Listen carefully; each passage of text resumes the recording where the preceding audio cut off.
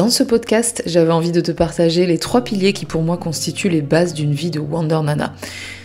Ces 3 points sont directement inspirés du best-seller de Elizabeth Gilbert, Mange, Prie, Aime, qui raconte le périple d'1 an qu'elle réalise après son divorce, 4 mois en Italie pour retrouver l'appétit et le goût de vivre, 4 mois en Inde en ashram pour apprendre à méditer et trouver la paix intérieure, et 4 mois à Bali pour kiffer la life et profiter de l'instant. Elizabeth Gilbert fait vraiment partie de mes modèles, de mes écrivains préférés. Si tu n'as pas lu ce livre, je te le recommande fortement. Il est vraiment riche en informations qui favorisent le développement spirituel. Et en y réfléchissant bien ces derniers temps, je me suis aperçue que consciemment ou inconsciemment, j'ai basé mon développement personnel autour de ces 3 piliers. L'alimentation, le travail sur l'esprit et les actions qui permettent de développer l'amour sous toutes ses formes, pour soi, pour les autres, pour la vie. Je vais donc t'expliquer comment j'articule mon quotidien et ma vie en règle générale autour de ces 3 pôles. Alors, point numéro 1, manger.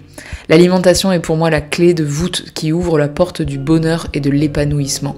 À titre personnel, je pense sincèrement qu'on ne peut pas espérer atteindre le sentiment de plénitude si on passe notre temps à ingérer des aliments qui font du mal à notre corps. Chaque aliment ingéré est synthétisé et transformé en hormones. Ces hormones ont un impact direct sur le fonctionnement global de notre corps et donc de notre mental. Je vais prendre l'exemple de l'alcool. Quand on en ingère, les molécules d'alcool atteignent la circulation sanguine en quelques minutes et rejoignent rapidement le cerveau. L'alcool étant considéré comme une substance psychoactive, c'est-à-dire qu'elle modifie l'activité cérébrale en la ralentissant. Si on boit quelques verres de temps en temps, rien de dramatique, mais en consommant régulièrement, c'est toute notre personnalité qui va être altérée, notre jugement, notre concentration, notre discernement, notre attention. Et parvenir à une sensation de bien-être intérieur semble non pas impossible, mais clairement plus complexe si notre corps est rempli de molécules toxiques qui endommagent le fonctionnement de notre organisme. Il en va de même pour les aliments comme le gluten, les produits animaux, le sucre blanc, le lactose, etc.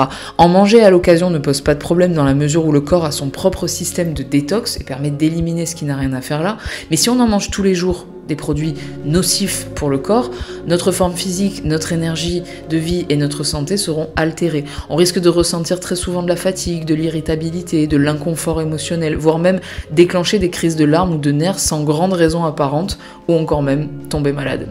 Personnellement, après avoir pris conscience par la lecture et la documentation de l'effet de certains aliments sur l'organisme, j'ai décidé de retirer drastiquement alcool, gluten, sucre blanc, chair animale et lactose de mon hygiène de vie. Et au moment où j'ai pris la décision de manger sain, léger, équilibré et nutritif, ma relation à moi et au monde a totalement changé. Je me sens de plus en plus dynamique et zen, je suis plus ouverte à la discussion, plus apte à exprimer aussi mes limites, mes besoins, j'ai moins peur du jugement, etc. Et je peux même affirmer qu'à l'heure actuelle, je me sens bien dans ma vie, bien dans mon corps et bien dans ma tête. Deuxième point, prier. Pour cette partie, je vais appeler prière tout ce qui concerne les méthodes et outils qui permettent de renforcer la pensée positive, la foi, la paix intérieure, comme par exemple le yoga, la méditation, l'autosuggestion, les affirmations positives, les exercices d'auto-coaching, etc., etc. Manger sain est un gage de bonne humeur et de santé physique et mentale, on vient de le voir. Mais si on a passé des décennies à broyer du noir, à s'en vouloir, à ruminer, devenir positif et joyeux ne se fera pas juste en ingérant des aliments sains, malheureusement. Chaque habitude mentale, chaque schéma de pensée ou de comportement est crypté dans le cerveau sous forme de voies neuronales, qu'on pourrait comparer à une petite route.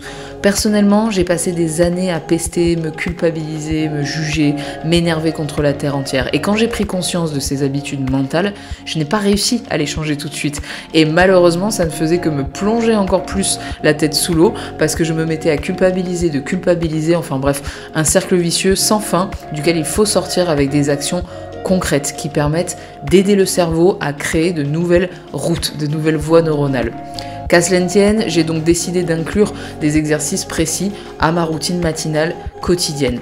Alors 10 à 15 ou 25 minutes selon les jours de méditation, soit dans le silence, soit une méditation guidée qui est plus simple pour commencer, pour débuter. Ensuite, l'écoute d'une autosuggestion créée et enregistrée par mes soins, à base de phrases inspirantes qui me permettent de cultiver la pensée positive, la foi, la sérénité, l'épanouissement personnel, mais aussi le respect de soi, l'affirmation, l'acceptation, etc. Et de garder en tête tous les objectifs personnels ou professionnels que je me fixe à mon bon vouloir. Et enfin, donc un exercice de coaching d'auto-valorisation qui consiste en fait à lister mes qualités et qui aide mon cerveau à noter le positif dans ma personnalité. Ces trois outils, ils ont tous fait leurs preuves dans le domaine de la recherche scientifique et les bienfaits, tant au niveau physique que mental, ne sont plus à prouver à l'heure actuelle. Troisième point, aimer. Apprendre à marcher demande au cerveau de créer des voies neuronales correspondantes, tout comme apprendre à jouer du piano, faire du poney ou peindre. Pour y parvenir, il va falloir répéter et répéter en boucle les mêmes gestes, les mêmes actions, et ce, pendant des jours, des mois, voire même des années. Pour apprendre à aimer, c'est la même chose. Notre cerveau ne sait faire que ce qu'on lui a montré étant petit. Notre façon d'aimer et de recevoir l'amour est donc reliée à notre petite enfance, à nos proches et les modèles qui nous entouraient. Si on a été aimé, on aimera sans problème. Si on a été mal aimé, on aimera mal et on aura du mal aussi à recevoir l'amour. Si les personnes qui nous ont servi de modèles étaient plutôt taciturnes, négatives, pessimistes, aimer la vie sera plus compliqué que pour ceux qui ont eu des modèles de gens positifs qui savent apprécier l'existence à sa juste valeur. Alors là-dessus, nous ne sommes pas tous égaux face à la capacité à aimer. Mais en revanche, le cerveau étant neuroplastique, rien n'est immuable et on peut apprendre à aimer mieux ou à aimer autrement, tout comme on peut apprendre à jouer du piano à n'importe quel âge. Mais pour ce faire, il va falloir là encore travailler dessus concrètement pour permettre au cerveau de créer de nouvelles routes. Voici donc mes astuces pour travailler sur l'amour de soi, des autres et de la vie. Donc toujours l'autosuggestion en premier point. Là, il s'agit donc d'insérer des phrases axées sur le fait de s'aimer soi-même, de s'accepter, de respecter ses limites, d'être à l'écoute de ses besoins, d'être capable de se féliciter, de s'autoriser à être, bref, tout ce qui peut coller et correspondre à l'amour de soi. Deuxième point, le mantra. On peut également créer un mantra qui parle d'amour, mettre un minuteur de 5 à 10 minutes et répéter ce mantra en boucle dans notre tête jusqu'à la sonnerie du minuteur. Si le format de l'exercice mental ne te séduit pas, tu peux aussi recopier ou écrire ce mantra plusieurs fois sur un cahier. La minute beauté, c'est prendre le temps tous les jours ou plusieurs fois par semaine de se faire belle. Ça fait partie des outils concrets pour renforcer l'amour de soi. Soins du visage, des cheveux ou du corps, soins de beauté, automassage, etc. Ça permet également de renforcer ses propres liens à soi-même et à son corps. Et enfin, les loisirs. Ajouter des loisirs à notre planning quotidien ou hebdomadaire, des activités qui nous détendent et qui nous font du bien, permettent de cultiver l'amour pour la vie. En fait, on aime notre vie quand on aime son contenu. Si on passe la journée à travailler, à réaliser des tâches ménagères, s'occuper des uns et des autres, et qu'on ne prend jamais la peine de lire, peindre, danser, marcher, courir, ou autres activités qui nous font du bien et que l'on aime faire, on risque fortement de ne pas apprécier son existence. Mais il ne tient qu'à nous de changer la donne en posant des actions concrètes pour soi, juste pour soi. Si ce podcast t'a aidé, n'hésite pas à le partager, ça m'aidera à faire grandir la communauté des Wonder Nana.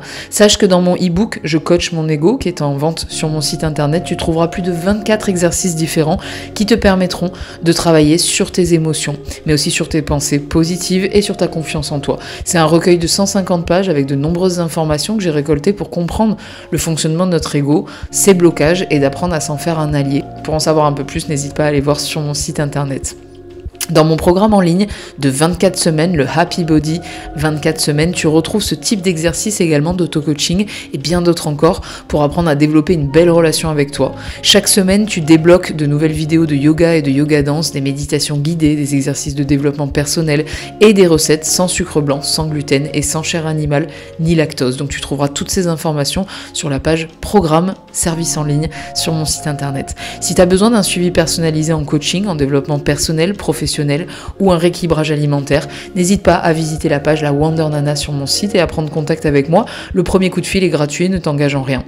Si tu veux en savoir plus sur mes formations professionnelles yoga danse 200 heures en présentiel ou en ligne, rendez-vous sur le site, sur la rubrique Le mouvement français du yoga danse. Et enfin, si tu veux plus d'informations sur mes cours, stages et sur le centre Happy Body Center Saint-Raphaël, rendez-vous sur la page d'accueil, tu y trouveras toutes les infos.